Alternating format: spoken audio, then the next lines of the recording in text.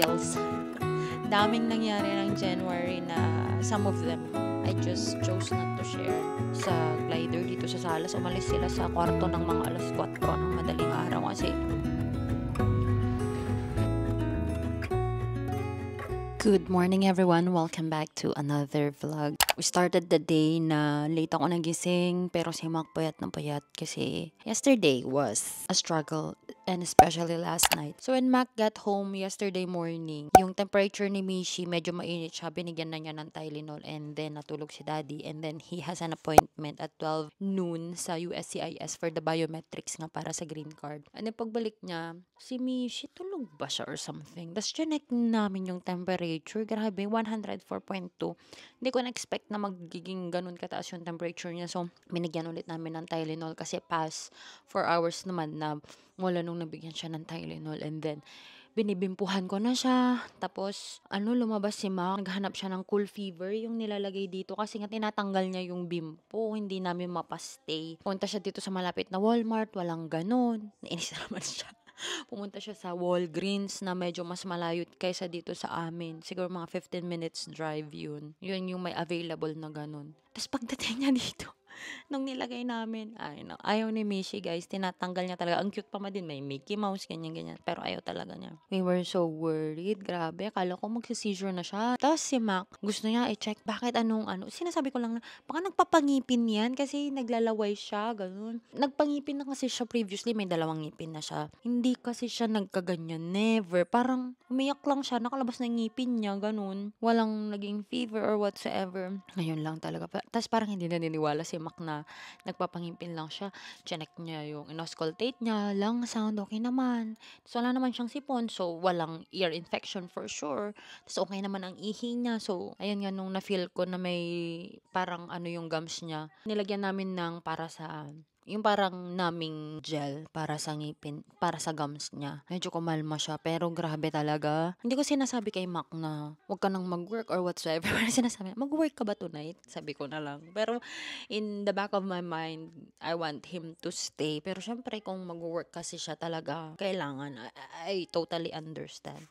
Tapos sabi naman na niya, kung ganito na hindi bumababa yung temperature ni Mishi, tapos ikaw lang, mag-isa ka lang dito, mamaya mag-seizure siya, paano kayong dalawa? Sabi niya. So yun, nag-call in siya. Sorry po mga taga-Mercy. Kung sino yung pumalit sa asawa ko kagabi, sorry. So yun nga, mahirap siya na ganito yung mga sitwasyon. Actually, kayang-kaya namin guys, yung kasi may routine na kami ni Mac, kaya namin yung 2 kami. Actually, mas gusto ko pa na 2 kami. Kasi, pag may kasama kami dito sa bahay, parang nung pumunta dito si mama ko, nadi-disrupt yung routine ko. Hindi naman sa ayaw ko na nandito si mama ko. Pero, parang nadi-disrupt yung routine ko. Ang tamad-tamad ko. Parang umaasa ako kay mama ko kasi alam ko nandito siya. Gagawin niya yung mga ginagawa ko. Parang humihilata lang ako. Ganun. Kaya nga wala kaming mga vlogs. Kung kaming 2 lang ni Mac, alam ko na wala kaming aasahang iba. So, yung routine namin, nakakaluto na ako ng morning and all of that, dara-diretso yan hanggang hapon. Kaya, minsan, mas napapagod pa ako na nandito lang ako sa bahay. Kasi yung chores dito sa bahay, hindi nauubos. Meron at merong gagawin. Kasi, kahit nakalaba ka na ngayon, parang naipon na naman yung labahan ilang araw pa lang. That's why I do the laundry twice a week.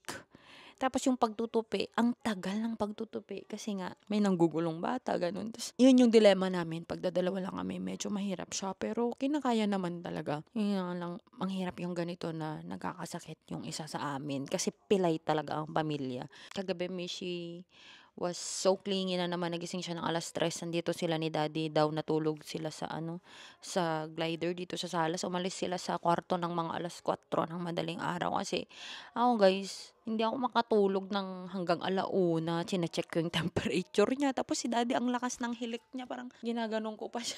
Kasi magkayakap sila ni Mishi. Kasi yun, nung nagising si Mishi na ayaw na namang magpababa, gusto magpabuhat na naman. Sabi ko, Daddy, pwede bang i-dance mo siya? Kasi alam mo yung hindi ko na kaya. Nagtimpla lang ako ng gatas niya. Hindi na kaya ng utak ko na bumangon, ganun. Tapos nandito daw sila sa labas. Tapos anong oras na ako bumangon? Mga alas 9 na ng morning, which is I'm very grateful din na nakatulog ako ng ganun kasi parang first time lang na nakatulog ako na walang istorbo or whatsoever. Pero I feel bad kasi nga syempre si daddy mag-work din naman. January is so challenging. So kung i-describe po yung January namin in one word, it should be challenge. Trials? Challenge. Trials. Daming nangyari ng January na some of them I just chose not to share. Pero yun, yung mga highlights na nangyari ngayon. Ay, pa-end na yung January and parang nirarap ko yung nangyari ng January and it was a lot of stuff that happened. Pero we got through it. Thank you, Lord. Talaga, thank you for the guidance and all of that. Buti na lang na yung mga dumating namang trial sa amin yung mga kayang-kaya lang namang solusyonan. Yun, wag lang talaga may magkasakit sa amin ng malala. So yesterday pala guys ay online Walmart grocery ako. Kasi nga wala na kaming time na lalabas. Ayaw ko nang lumabas si Mac kasi nga ganito yung nangyayari kay Mishi. Actually dapat yun, ipapapick up ko sa kanya yung grocery na yun this morning.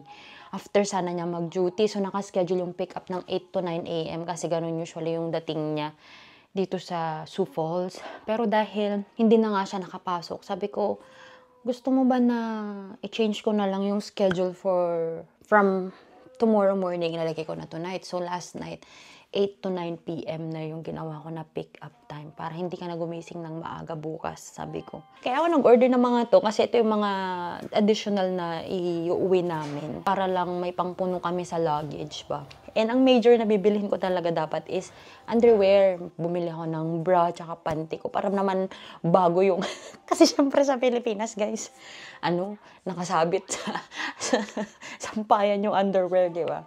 So, yun. Tsaka gusto ko yung brand na comfortable ako, lalo na kasi mainit sa Pinas. Nalabhan ko na yung underwear ko, and then nag-add ako ng mga gamit ni Mishi para naman hindi sabihin ng taga-shopping. Pag pinikap niya, bakit kayo bumibili ng underwear itong lalaking to? So, bumili din ako ng mga food ni Mishi para may merienda siya sa aeroplano. Kasi kapag nag-serve na kasi sila ng merienda, gusto niya may merienda din siya. So, bumili ako ng 3 ganito. Actually, nilabas na ni Mishi kasi alam niya yung mga to. Yan, alam niyang sa kanya. I got Tylenol na iuwi namin para may magamit kami doon. Tsaka kasi hindi lang sa Pilipinas kasi yung pupuntahan namin, kaya yun. And then, some more chocolates para lang sa loot bag ni Mishi. Actually, may ganito sa Costco pero wala na kaming time para pumunta ng Costco. Ang plano ko kasi dapat i-check out ko na siya sa Shopee. May Toblerone pala sa Shopee. May space pa naman yung luggage namin. Pero sana hindi mag-excess dahil sa dami na binili ko. Dalawa lang ba itong kinuha ko? Snickers na minis. Feeling ko hindi ito yung in-order ko kasi na-notify ako na, ito, substitution sabi niya. Mas mahal to. Kasi 275 grams na lang to. Yung in-order ko parang 300 or 400 grams ang isa. Kasi inisip ko, ano kaya yung magaan na bulky para hindi mag-aalog-alog yung luggage namin. So, Pringles. Ayan. Ranch and the original. Tapos ito yung lightly salted lang. Yan, ranch din. And then, gripe water. 2 yan. Ito yung pinapainom ko kay Mishi kapag may sinok siya or parang masakit yung tiyan niya. Yan, para sa colic. Which is, natural remedy lang siya. Got here M&M's kasi gusto ni daddy ng M&M's. So, hindi ko alam kung dadalhin namin to sa backpack namin or iuwi na lang. I got more Pringles. And then, ito, 1 galon ng tubig ni Mishi. Tapos, bumili din ako ng bedsheet set na king size. Iuwi namin sa Ilocos kasi hindi ko kasi alam. Siyempre, ang nagmamanage ang bahay namin si lola ko lang. Tapos, wala naman silang katulong. Ayaw niya kasi nang may sa bahay, katulong. So, hindi ko alam kung alam ba ako nasan yung mga bedsheet dun. So, mag-uwi na lang kami ng bedsheet para may magamit kami. Then, last night, dahil nga hindi ko pala na-check out yung bra na kailangan ko, sabi naman, pumunta ka na ng Walmart habang may time pa. So, pumunta ako doon ng mga 10:00 ng gabi.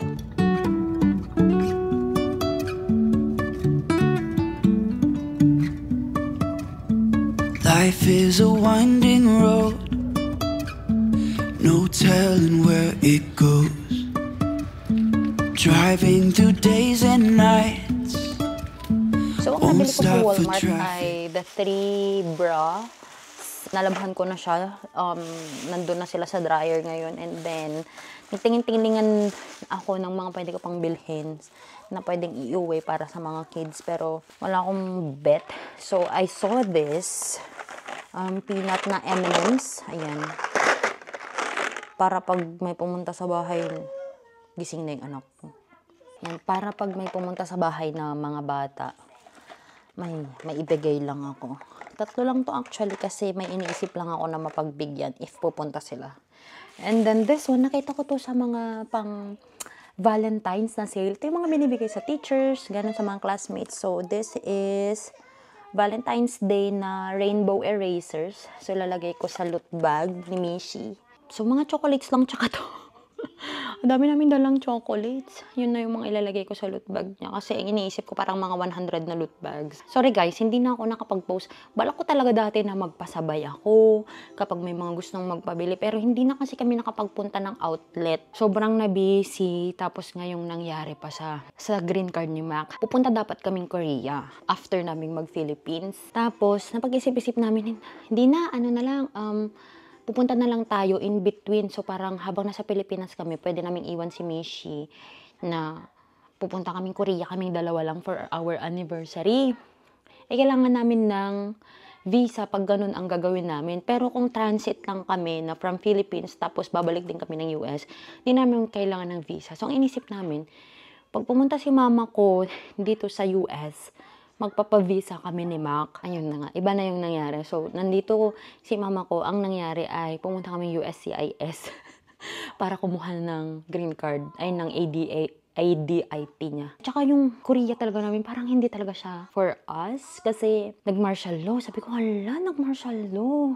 So una, ayaw ko nang pumunta kasi nga ayaw ko ng hassle. Balay mo, baka may mag-lockdown or whatsoever. Tapos na-lift na yung martial law. Tapos naging okay na naman.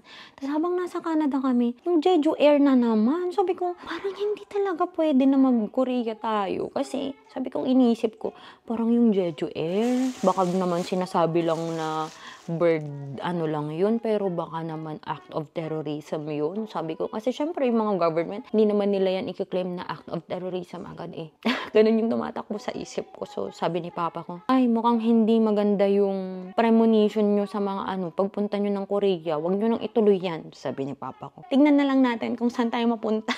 Actually, wala pa kaming na-book na pupuntahan namin after ng Pilipinas namin. So, I think yun lang for this vlog, guys. Gusto ko lang kayong i-update sa mga pangyayari sa buhay namin. It's like our January wrap na grabe talaga.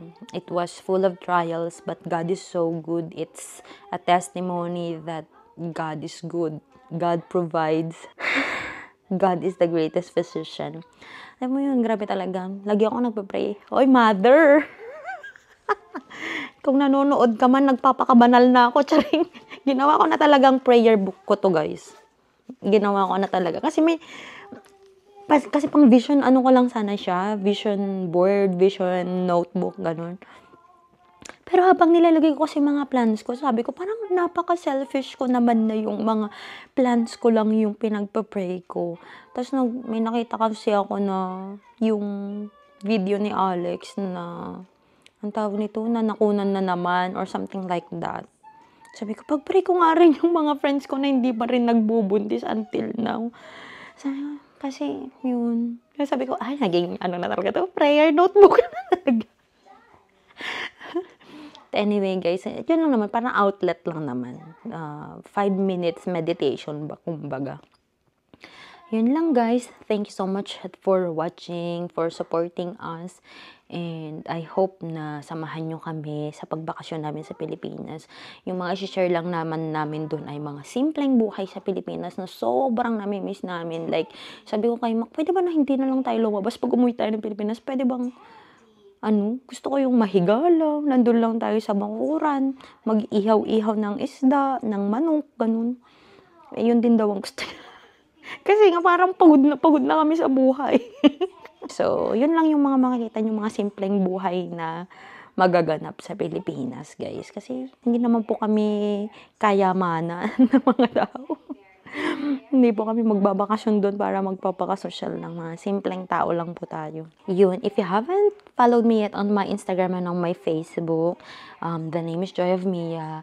I update there almost every day. May post ako sa dalawang platform na yun. And if you haven't subscribed to this channel yet, yung Google account nyo lang po yung gamit nyo. Libre pong mag-subscribe. Wala pong bayad. Just for you to be notified every time that I upload a video here on this channel.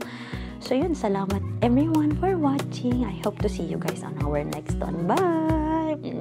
Wish that I could stay in this moment forever, so I can hold you in my arms. I will carry you on my shoulders as long as I'm able. Scare the monsters under your